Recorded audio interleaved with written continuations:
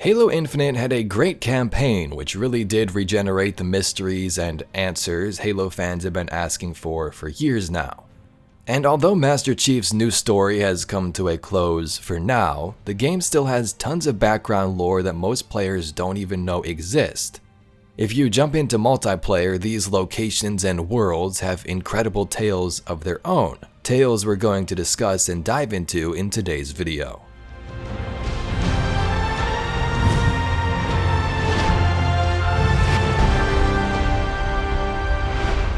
The following information comes from HaloWaypoint.com's Cannon Fodder posts. These are detailed lore articles about the Halo universe and are a great read if you are interested in more than just the main story. In the last 2 months, they've detailed information on the multiplayer maps, and I thought it'd be fun to discuss that, so let's get right into it. Fragmentation. When the members of the 511th Infantry Division first felt the tremors beneath their feet, they had no idea just how different this mission would turn out to be compared to any they'd been through before. Installation 07 began to come apart all around them, as both the sky and the ground seemed to change all at once. They were part of the UNSC Infinity's resistance effort, and most were simply lucky to be alive after making ringfall, following their harrowing escape from the massive human starship when it was ambushed by banished forces. Now, the survivors have taken to surveying their local fragment and attempting to make contact with any other UNSC personnel that might be within comms range, all while battling Sentinel patrols and trying to steer clear of Banshee Talons on increasingly frequent scouting runs. So the 511th Infantry Division found themselves in the fragmentation map after the Infinity was destroyed, making ringfall to Zeta Halo. The ring would change around them, pieces would be flung up into space, the sky would change, and they would make a little camp here just trying to survive and make contact with other UNSC members. Behemoth. Arcane energies of untold purposes have coursed through these network seams for millennia, seemingly unfettered by the passage of time. Zeta Halo is all at once barren, yet teeming with life, though some breaths are drawn more freely than others. These installations remain as much monuments of majesty as mystery, with myriad systems and protocols carrying out long-laid purposes beneath the tending of their cold-willed curators.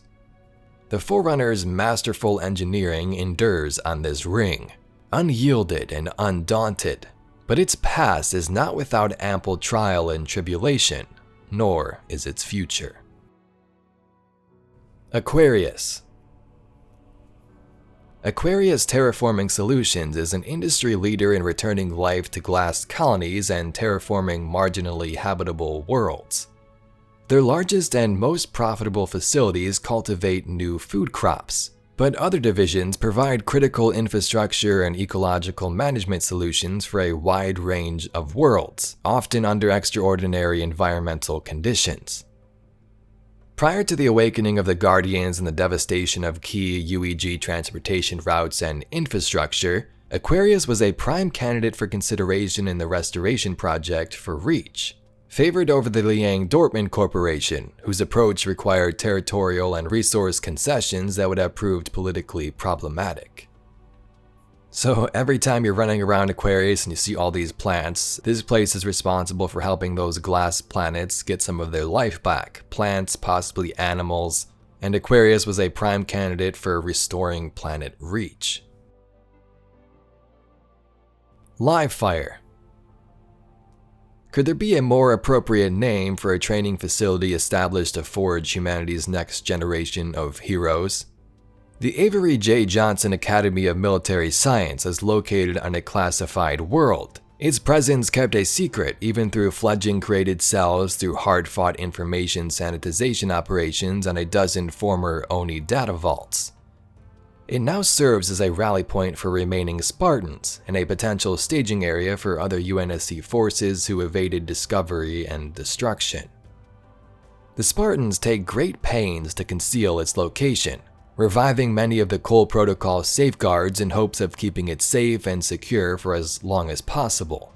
This tactic was made even more urgent during the defection of the AI Leonidas, who oversaw a network of orbital Spartan training facilities including Laconia Station.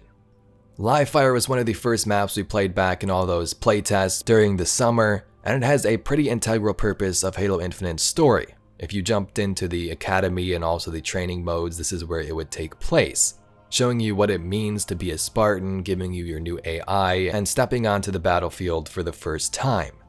Live Fire is hidden on a secret world, as they say, and they want to keep it even more secret after events like Laconia Station, where tons of Spartans were destroyed. Deadlock.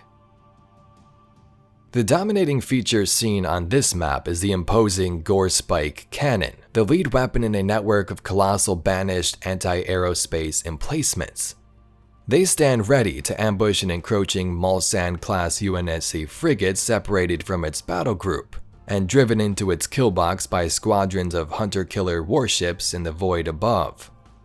Spartan ground teams were deployed in a last-ditch effort to cripple or destroy the cannon network control node, with the goal of buying time for the frigate to find cover or evacuate its supplies and personnel.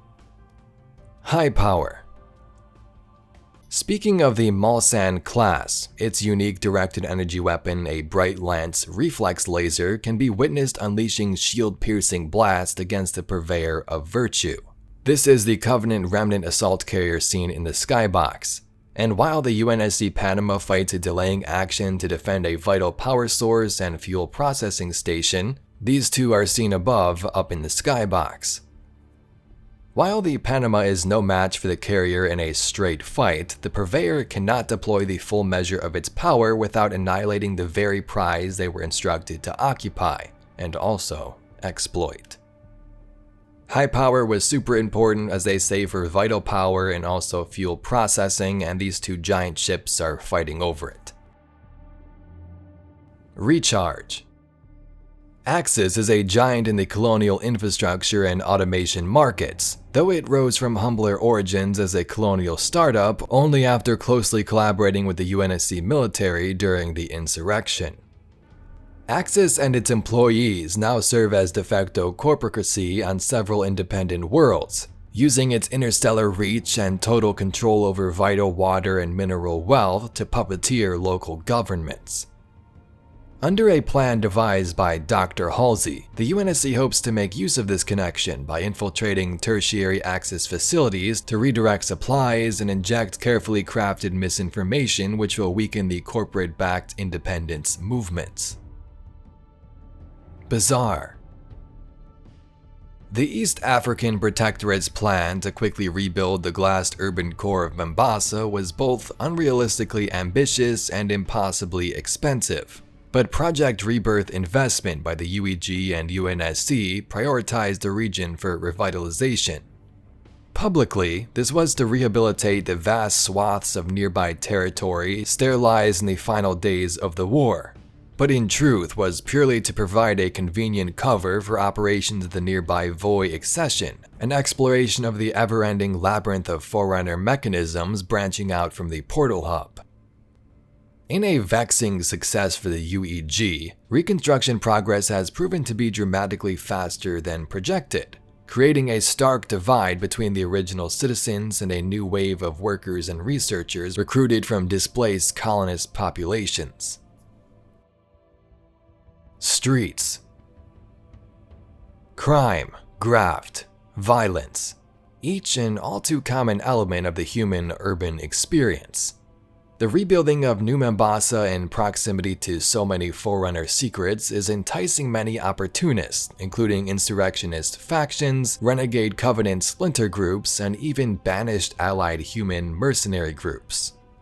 Spartans assigned to Joint Task Force Mariah are responsible for the safety and security of the Forerunner portal complex near Voi, as well as the complex extensions which now run underneath the city. This included conducting periodic training evaluations in sectors of the city that were known to be staging areas for these criminals and malcontents. So both BAZAAR and Streets were super important to the rehabilitation of New Mombasa, a place we've seen back in Halo 3, ODST, and Halo 2. In places like streets, there's a bunch of crime going on because people want to see what's going on with the new city and also all the Forerunner tech nearby. And the same type of thing is going on in BAZAAR with all of these cover-ups. They're like, yeah, let's go ahead and rebuild the city, it'll be for the greater good, but it's really just a cover-up for what's going on beneath the surface with this labyrinth of Forerunner mechanisms. Launch site. The result of years of clandestine testing and skunkworks development, the S-1000 Sabre starfighter was quietly put into limited production and deployed at key UNSC sites after the Covenant War. In the hands of experienced pilots, they could greatly outmatch both Covenant Seraphs and banished Grievers, giving the UNSC a vital advantage during key engagements both before and after the created uprising. What Sabre squadrons remain intact carefully guard their fighter complements, fully aware they are priority targets for banished raiders or lingering created affiliates. But anyway, Spartans, that's all we got for the lore and Halo Infinite's multiplayer maps for now. Let me know down below what lore you'd like to dive into in future videos, and I thank you very much for watching. My name's Evade, and I'll catch you all in the next video.